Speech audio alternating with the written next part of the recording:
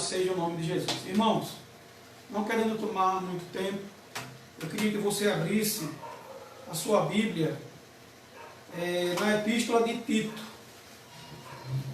Epístola de Paulo a Tito.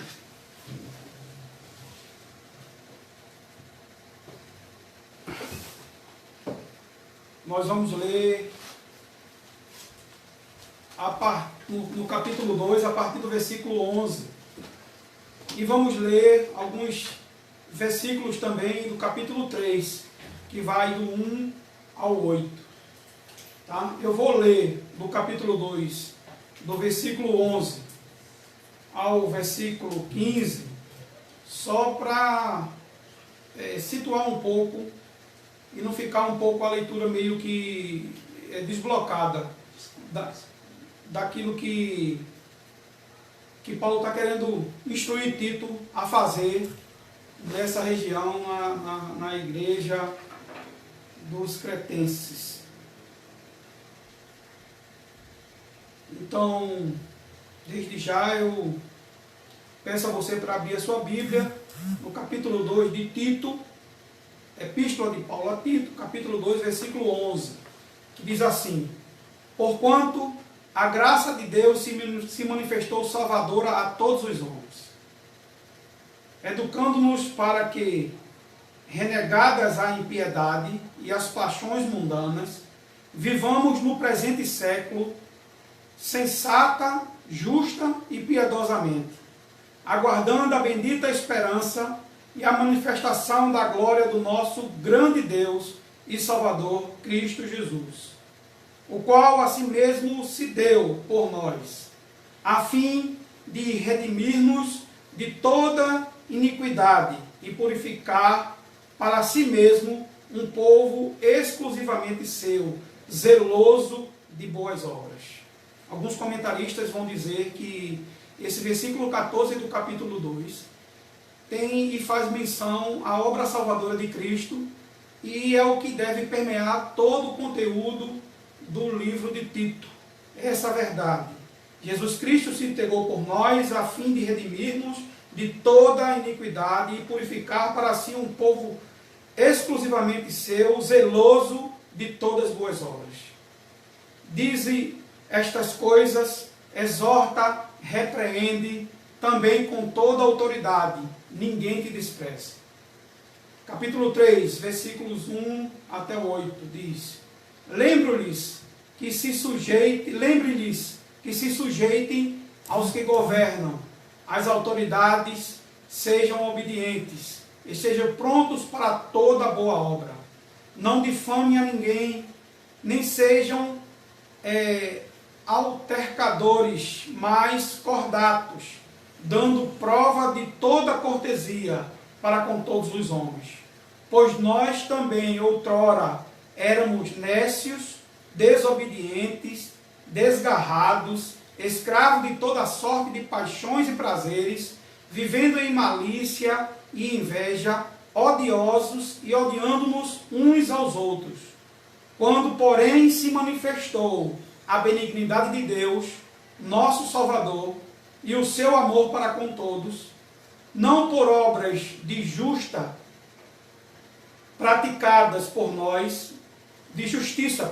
por nós, mas segundo sua misericórdia, ele nos salvou mediante o lavar regenerador e renovador do Espírito Santo, que ele derramou sobre nós ricamente por meio de Jesus Cristo, nosso Salvador, a fim de que, justificados por graça, nos tornemos seus herdeiros, segundo a esperança da vida eterna. Versículo 8. Fiel é esta palavra, e quero que no tocante a estas coisas façam afirmações confiadamente, para que os que têm crido em Deus sejam solícitos na prática de boas obras. Essas coisas são excelentes e proveitosas aos homens. Amém? Eu não sei se você percebeu, mas na leitura que nós fizemos, do versículo 11 do capítulo 2, os versículos de 1 a 8 do capítulo 3, a gente se depara com uma afirmação de que a igreja foi despertada por Cristo para a prática das boas obras. 3 vezes Paulo menciona isso a Tito, que instrua os homens e que esses homens, ao se relacionar com a sociedade, sejam instrumentos da graça de Deus, manifestando esta graça na operação operosa das boas obras. Essa é uma grande verdade. Irmãos, alguns comentaristas vão dizer que uma das coisas que Paulo estabelece como missão de Tito à igreja é exatamente ensino. Tito é deixado nesta localidade exatamente para ensinar. Talvez surja na nossa mente alguns questionamentos a respeito disso. Por quê? Porque o que nós percebemos é que essa igreja, em determinado momento, surgiu por uma ação de uma viagem missionária, onde os missionários estiveram lá, pregaram o Evangelho, pessoas se converteram ao Evangelho, uma igreja ali se formou, não é? Nesta comunidade, e algumas pessoas foram colocadas ali para ter o ofício de estar difundindo a verdade do Evangelho, ensinando o Evangelho, para que, mediante esse ensino, a igreja pudesse crescer no conhecimento e na graça. É bem verdade que, por uma implantação de tempo, plantando essa igreja, algumas pessoas tiveram a necessidade de sair e deixar outras pessoas, dando continuidade à plantação dessa igreja. A vida diária, cotidiana da igreja, o ensino e a pregação dos apóstolos. Porém, o que se percebe é que algumas coisas não saíram conforme o planejado, e foi necessário Paulo enviar novamente Tito a essa localidade. Tito foi deixado exatamente na cidade de Creta para pôr em ordem algumas coisas. Não apenas isso, designar presbíteros que tinham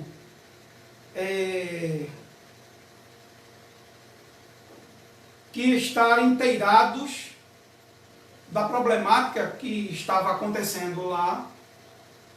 Se você puder ver no capítulo 1, você vai ver algumas coisas que estavam acontecendo.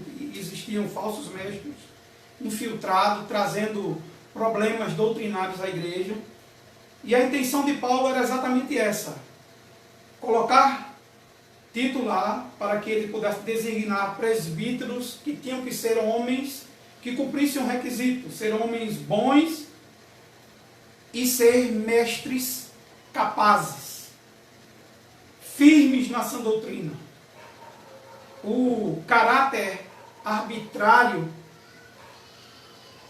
que foi atribuído aos cretenses por um dos seus próprios poetas, na realidade é exemplificado pelos enganadores que se espalharam e disseminaram o fermento do legalismo visando lucro. Então, quando a gente vê quais são os critérios que Paulo estabelece para que Tito possa angariar homens capazes, mestres, a gente percebe que as características desses homens eram diferentes da característica de homens que surgiram neste lugar assumindo a posição de ensino na igreja. Eram homens que estavam voltados exatamente para a prática do legalismo, da lei, não é?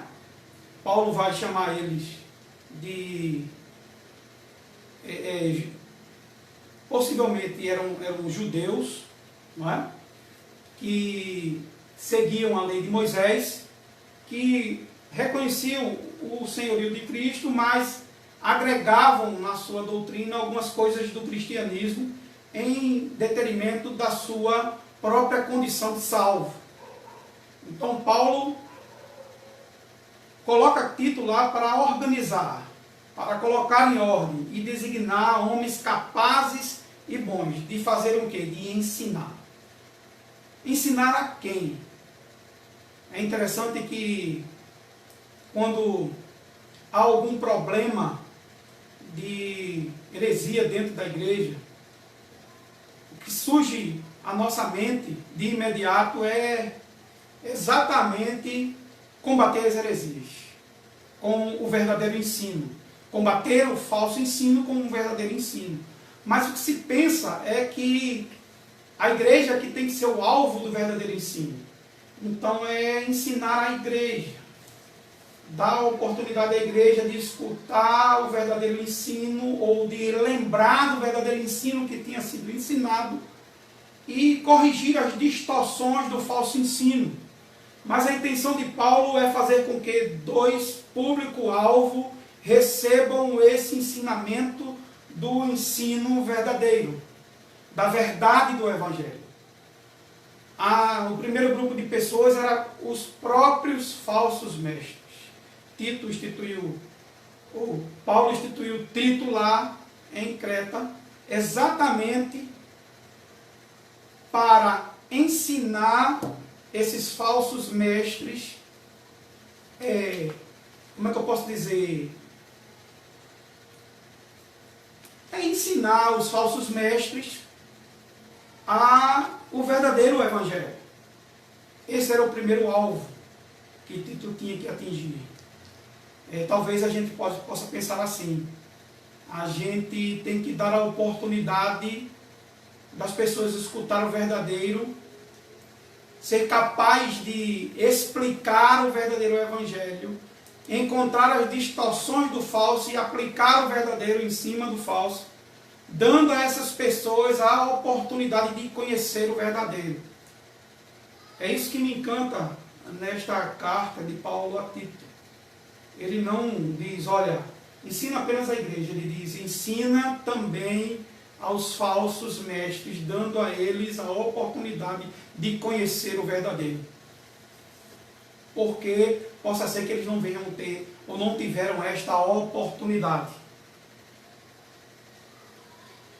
De que forma Tito e o outro grupo de pessoas era a igreja, que possivelmente perderam o elo do verdadeiro evangelho exatamente pela infiltração desses falsos mestres, trazendo uma carga legalista de observância da circuncisão e de tantas outras coisas que permeiam o mundo judaico.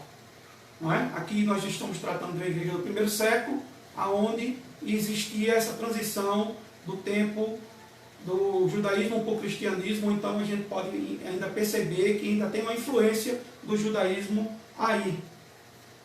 Tito teria que repreendê-los, esses falsos mestres, de forma severa, para que eles se tornassem firmes na fé. Pois, embora seus mentores professassem conhecer a Deus, suas más obras provavam que eram alheios à verdade, desassociados da verdade. Esse capítulo 3 vai nos lembrar algumas informações a respeito de como deve ser o nosso testemunho da fé, como nós devemos testemunhar da verdadeira fé. A intenção era exatamente colocar em ordem essa desordem. E Paulo dá exatamente a Tito essa missão de escolher homens capazes, mestres, homens íntegros, para assim procederem e colocar em ordem todo esse cenário. Eu posso olhar aqui e ver que era um cenário que tinha exatamente essa desorganização. E é nesse cenário que Tito clama a igreja exatamente a testemunhar da verdadeira fé. De que forma a igreja pode testemunhar da verdadeira fé? Eu encontrei aqui, irmãos, 3 formas em que Paulo advertiu a Tito, entregando a ele como missão, principalmente nesse capítulo 3, para que a igreja expressasse ou pudesse testemunhar de uma fé autêntica, uma fé verdadeira. A intenção é instruir a igreja para que a sua ortopraxia, a sua prática do evangelho estivesse em linha com a ortodoxia, com aquilo que eles conheciam como verdade das Escrituras. Então, antes de a gente entrar para esses 3 pontos, eu queria, assim, ler mais uma vez o texto da porção que a gente vai tomar, que é do versículo 1 ao versículo 8 do capítulo 3, e assim a gente prosseguir olhando esses 3 pontos. De que maneira a igreja pode testemunhar da verdadeira fé. Capítulo 3, versículo 1, disse Paulo: lembra-lhes que se sujeitem aos que governam, as autoridades, sejam obedientes, estejam prontos para toda boa obra. Não difamem a imagem de ninguém, nem sejam altercadores, mas sejam cordatos, dando prova de toda cortesia para com todos os homens. Pois nós também, outrora, éramos nécios, desobedientes, desgarrados, escravos de todas as paixões e prazeres, vivendo em malícia e inveja, odiosos e odiando-vos uns aos outros. Quando, porém, se manifestou a benignidade de Deus, nosso Salvador, e o seu amor para com todos, não por obras de justiça praticadas por nós, mas segundo a sua misericórdia, ele nos salvou mediante o lavar regenerador e renovador do Espírito Santo, que ele derramou sobre nós ricamente por meio de Jesus Cristo, nosso Salvador, a fim de que, justificados por graça, nos tornemos seus herdeiros, segundo a esperança da vida eterna. Fiel é esta palavra, e quero que, no tocante a estas coisas, faças afirmação confiadamente, para que os que têm crido em Deus sejam solícitos na prática das boas obras. Essas coisas são excelentes e proveitosas para todos os homens. Portanto, irmãos, de que maneira a igreja naquela época poderia, na realidade, testemunhar da verdadeira fé? E de que maneira a igreja hoje, ainda hoje, pode testemunhar da verdadeira fé? Se a gente olhar a Bíblia toda, a gente pode encontrar diversas formas em que a igreja pode testemunhar da verdadeira fé. Por exemplo, mediante o contexto que nós vivemos hoje, de calamidade, de que maneira a gente pode testemunhar da verdadeira fé? Expressando a nossa confiança em Deus, não titubeando da nossa fé, mas fazendo da nossa fé esse elo de relação com Deus que nos transmite segurança e confiança cada vez maior. Portanto, todos aqueles que conhecem a bondade e foram alcançados pela benignidade de Deus, essas pessoas têm que ser convictas de que a vontade de Deus, em meio a tudo aquilo que está nos acontecendo, prevalece. Seja ela favorável ou desfavorável à nossa existência. Na realidade, não há nada desfavorável a nós. Pelos olhos da fé, nós enxergamos tudo aquilo que era desfavorável se tornar algo que está a nosso favor. Porque se Deus é conosco, quem será contra nós? Então, a Bíblia ela relata diversas maneiras em que o crente pode se apropriar das promessas e das verdades do Evangelho que lhe traz segurança neste mundo caótico. Portanto, mesmo que algumas dessas coisas estejam acontecendo com algum de nós, que professamos e temos uma íntima relação com Deus, mediante a misericórdia e a graça de Deus que nos foi dada, precisamos expressar a nossa confiança. Precisamos testemunhar de uma fé verdadeira. Tá? Mas eu quero olhar para esse texto e tirar aqui 3 pontos, de forma em que a igreja possa testemunhar de uma fé verdadeira. E o primeiro ponto está exatamente nos versículos 1 e 2, que diz assim: lembra-lhes que se sujeitem aos que governam, às autoridades, sejam obedientes, estejam prontos para toda boa obra. Aí ele diz: não difamem a ninguém, nem sejam alternadores, mas cordatos, dando prova de toda cortesia para com todos os homens. É interessante que nós devemos estar prontos para toda boa obra, não é? E devemos estar, na realidade, prontos também para apresentar uma conduta que glorifica o nome de Deus diante de todos os homens. Então, de que forma a igreja, nesses versículos 1 e 2, pode testemunhar de uma fé verdadeira? Cumprindo com nossas obrigações e deveres sociais. Nós cristãos, diante das autoridades constituídas por Deus, quando essas autoridades não ferem o princípio das Escrituras, devemos viver de forma honrosa, cumprindo cabalmente e respeitando as autoridades constituídas. Perceba aqui que Paulo recomenda que Tito venha a lembrar, já tinha sido ensinado, eles precisavam apenas trazer a lembrança. O que me leva a crer é que alguns estavam, na realidade, com uma prática desordenada a respeito daquilo que tinham sido ensinados. Talvez por influência exatamente desses mestres que surgiram após a saída daqueles que plantaram esta igreja e tomaram tribuna e começaram a inflamar aos crentes, a comunidade da fé, a ter uma atitude incoerente com a fé que abraçaram. O que eu percebo aqui é exatamente isso, que Paulo recomenda que Tito venha a lembrar aos irmãos as suas obrigações e os seus deveres sociais. Ou seja, a obrigação que eles têm de obedecer às autoridades civis e também de estar preparados para toda e qualquer obra que beneficie essa comunidade. É assim que nós devemos viver em meio a um mundo que nos observa.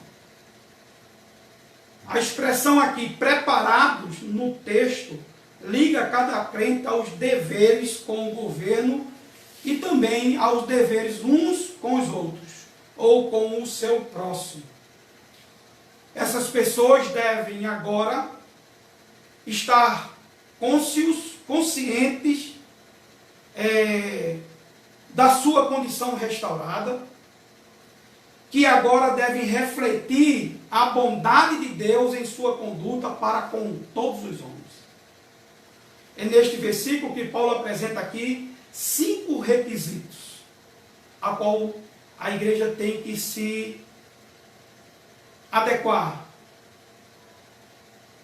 5 requisitos, ele diz, são 2 negativos e 3 positivos. Nos negativos, Paulo mostra que não se deve difamar, insultar ninguém, como também não se deve contender com ninguém. É esse termozinho aqui que diz, você não deve ser altercadores, você não deve ser contendeiro com ninguém. Os outros requisitos, que são os requisitos positivos, que eles deveriam ser gentis, pacientes, dispostos a ceder os seus direitos, estarem dispostos a abrir mão dos seus proveitos pessoais. Por fim, Paulo encoraja eles a mostrarem toda a mansidão, isso com todas as pessoas, até mesmo aquelas pessoas mais difíceis, que a gente encontra na nossa relação comunitária, que a gente encontra com a nossa relação no mundo. Tarefa totalmente essa impossível de se realizar sem a manifestação bondosa e graciosa do Espírito Santo. A graça de Deus que nos foi dada. Louvado seja o nome de Jesus. Irmãos, isso aqui é muito importante. Nós precisamos, em meio a este mundo de trevas, expressar aquilo que Deus tem feito por intermédio daquilo que nós temos acesso ao conhecimento da verdade, ao ponto de testemunharmos o poder de Deus mediante o Evangelho na nossa vida diária. Então, de que forma nós podemos testemunhar da verdadeira fé? Primeiro, nesse texto, cumprindo com nossas obrigações e deveres sociais. Segunda forma que nós podemos testemunhar da nossa fé, da fé verdadeira. Nós nunca podemos esquecer de uma coisa importante, irmãos. Veja aí o versículo de número 3. Vai dizer: pois nós também, outrora, éramos nécios, desobedientes, desgarrados, escravos de toda sorte de paixões e prazeres, vivendo em malícia, inveja, odiosos e odiando uns aos outros. É interessante que Paulo usa exatamente nesse versículo 13, ele diz, pois nós. É interessante que ele se inclui. E se você pegar, por exemplo, a vida do apóstolo Paulo, antes da sua conversão, e poder ver aqui, fazer um trabalho de investigação da vida de Paulo, mediante tudo isso que ele apresenta aqui: nécio, desobediente, desgarrado, escravo de toda sorte de paixões e prazeres, vivendo em malícia, inveja, odioso e odiando uns aos outros. Dificilmente você vai ver que isso refletia a vida de Paulo antes dele ser alcançado pelo Evangelho. Mas isso é tão intrínseco a todos os homens. Talvez Paulo não praticou nenhuma dessas coisas. Talvez ele tinha uma conduta moralmente aceitável na sociedade onde ele vivia, ao ponto de ele ser reverenciado, aplaudido pela sua inteligência e pelo modo dele viver em meio ao mundo pagão. Talvez algumas pessoas olhassem para Paulo antes da sua conversão e pudessem dizer: rapaz, esse cara é um cara com uma conduta boa. Tá? Mas o que Paulo está querendo nos deixar claro aqui é que todo ser humano em potencial pode desenvolver esse tipo de comportamento. O que fica claro aqui é exatamente isso, que nós precisamos reconhecer a nossa natureza, ou seja, reconhecendo em nós a universalidade do pecado. Todos pecaram, todos. E nós ainda somos portadores de uma natureza caída. Por isso, vale muito essas advertências, como advertências a qual nós temos que ter muito cuidado. Perceba aqui que Paulo ele usa o plural nós, para mostrar que essa declaração diz respeito a todos os crentes, e isso inclui Paulo e Tito, e todos nós. Compreender isso nos dá uma boa razão para manifestar a tão desejada mansidão para com os outros, mansidão que deveríamos ter pelo simples fato de essa mansidão, que é o fruto do Espírito, pairar sobre a nossa vida ao ponto de nós cumprirmos com nossos deveres sociais, por exemplo. É fundamental compreender isso, para que essa mansidão seja algo que possa ser manifesto no nosso comportamento diante dos incrédulos. Pois isso nos leva a lembrarmos que outrora, como diz o texto, nós éramos como eles. Tudo isso nos mostra a lamentável prova da depravação da natureza humana, a qual outrora nós andávamos. Que devemos nos envergonhar hoje. Só de lembrar dá uma dor no nosso coração. Portanto, naquele tempo nós também éramos insensatos, sem entendimento devido à cegueira mental causada pelo pecado nas nossas vidas. Nós éramos desobedientes, tanto a Deus quanto aos homens, rebelávamos contra a nossa própria consciência e contra a própria lei, extraviados, levados a sair do caminho da verdade e prosseguirmos os argumentos da incredulidade. Como diz o texto, segundo as várias concupiscências, várias paixões e prazeres, totalmente dominados pelo desejo da gratificação pessoal. Nós fazíamos porque nós nos sentíamos bem, nos sentíamos gratificados, vivíamos em malícia e inveja, com má vontade para com os outros e cobiçando o que é dos outros. Éramos odiosos por causa do egocentrismo causado pelo pecado. Por essa razão, não devemos ser duros demais com as pessoas que ainda estão nesta condição.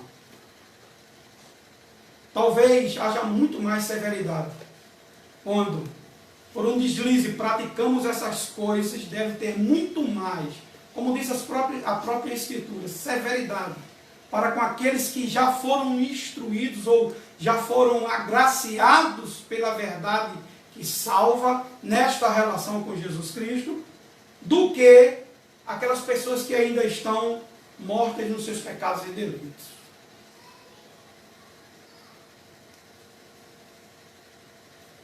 Nós devemos nos empenhar em conquistar, por meio da pregação do Evangelho, do nosso testemunho, essas pessoas pelo poder do Evangelho para Cristo Jesus. Devemos viver, como diz o Evangelho, de forma piedosa, espalhando essa conduta de piedade através do nosso proceder. Amém? E por fim, irmãos, nós vamos estar diante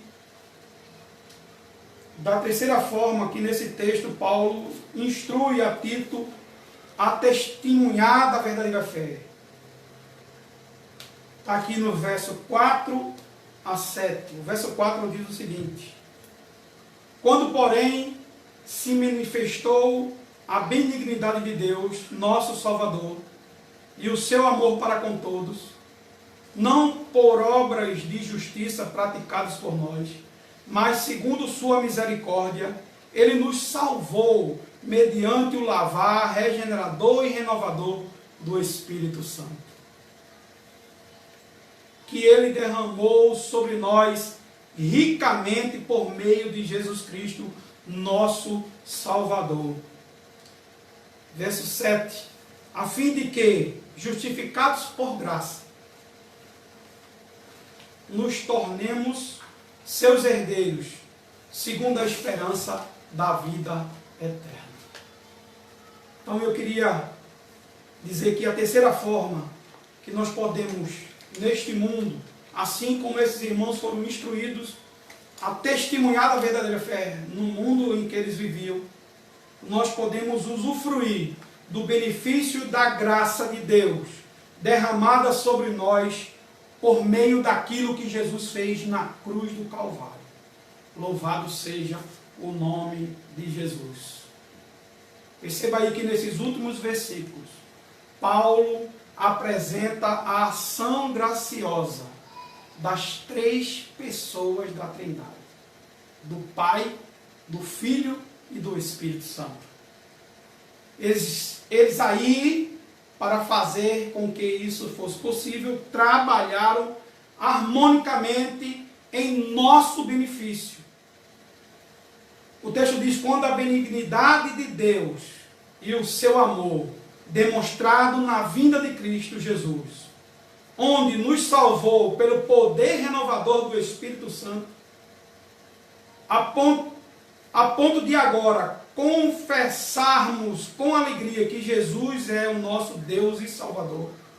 Ou seja, por meio do sacrifício de Jesus, o benefício da salvação nos possibilita a termos comunhão com Deus, e não apenas isso, mas também a vivermos neste presente século com o propósito de uma vida vivida para a glória de Deus, como diz o texto. Irmãos, a vida do crente, ela é regida por um princípio. Porque se nós lermos isso aqui desatentamente e olharmos para as condições que são estabelecidas, entendendo a troca dos comportamentos, podemos fazer disso uma ação de moralidade para a nossa vida. Obedecer pelo simples fato de estar ali para que a gente venha obedecer. Porém, eu quero lhe dizer que a obra renovadora e regeneradora do Espírito Santo, ela nos traz a compreensão que a nossa vida, ela deve ser vivida por intermédio de um só princípio.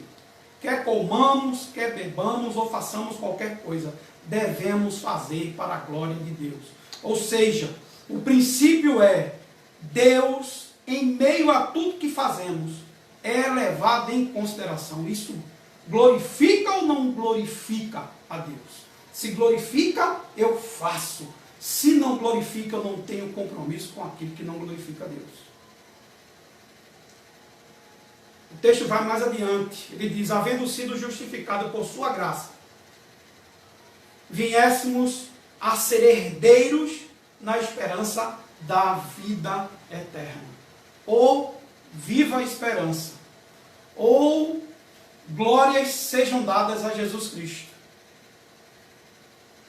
Por isso nós temos tudo neste mundo para não desanimarmos, mas para professarmos e para testemunharmos de uma fé verdadeira, autêntica, que nasce, em primeiro lugar, pela misericórdia e pela bondade de Deus, a qual gratuitamente nos foi dada.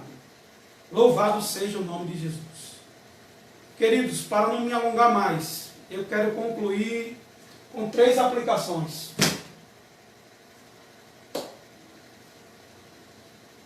Na primeira, devemos entender que temos o compromisso de, como crentes neste mundo, testemunhar, cumprindo com nossas obrigações e deveres sociais. É aquela questão de sermos sal e luz no mundo. Sermos sal e luz. Segunda aplicação diz respeito exatamente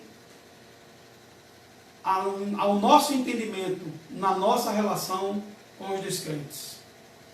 Devemos sempre lembrar que outrora nós éramos como o mundo, e nunca devemos nos esquecer disso. Precisamos reconhecer a nossa incapacidade devido à nossa natureza. Nós éramos incapazes de agirmos de uma forma em que, no nosso agir, Deus era glorificado. Portanto, devemos ter paciência com essas pessoas. Devemos entender que todos pecaram, e aqueles que ainda se encontram nessa condição estão destituídos da glória de Deus. Terceiro e último, desculpa aí, irmão. Terceira e última aplicação. Devemos lembrar da ação graciosa de Deus, por intermédio de Cristo, é sustentada por seu Espírito Santo, nele, em Cristo, em Deus, no Espírito Santo, nós podemos usufruir dos benefícios de sermos chamados povo de Deus. Podemos usufruir da Trindade divina em nós, do Espírito Santo em nós, dentro de nós. Nunca se esqueça disso. Você não está só. Em meio às lutas, em meio às provações, em meio às incapacidades de você dar testemunho da verdadeira fé, nos momentos mais críticos, nós temos que lembrar que Ele habita em nós. E o que é o Espírito Santo? No original, senão aquele que está do nosso lado, para nos socorrer em qualquer eventualidade. Então clamemos a Ele. Louvado seja o nome de Jesus. Que Deus possa ter falado com sua vida, assim como falou com a minha, e possa ter ricamente lhe abençoado com essa mensagem. Que Deus te abençoe. Eu quero orar para que a gente possa dar por encerrada a nossa live no dia de hoje.